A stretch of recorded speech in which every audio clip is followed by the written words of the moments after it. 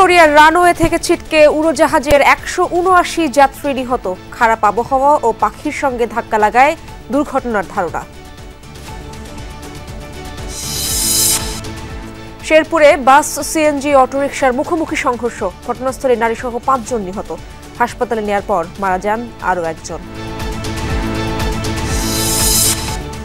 ভাতা বৃদ্ধির দাবিতে শাহবাগে ট্রেনি চিকিৎসকদের সড়ক অবরোধ। জাহাঙ্গীর গেটের সামনে আওয়ামী আমলে চাকরি হারানো সেনা সদস্যদের অবরোধ।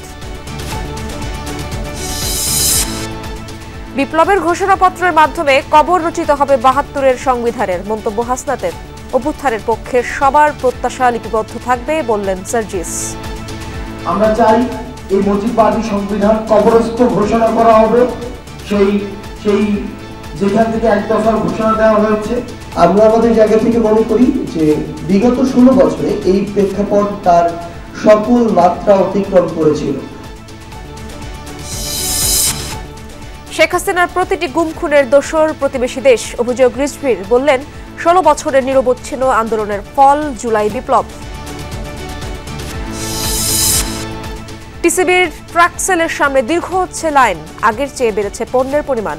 যোগান সংকটে চিনি বিক্রি বন্ধ। ৩ সপ্তাহ ধরে আমি করতে আছি, পাই না আমি একদিনও। 2 কেজি তেল পাইলে 200 টাকা সেভ হইতো, পাইলাম না, মনে ভিতরে একটা কষ্ট পাইলাম। আজকে নিয়ে 8 বার আইছি, একবারও মাল পাই না।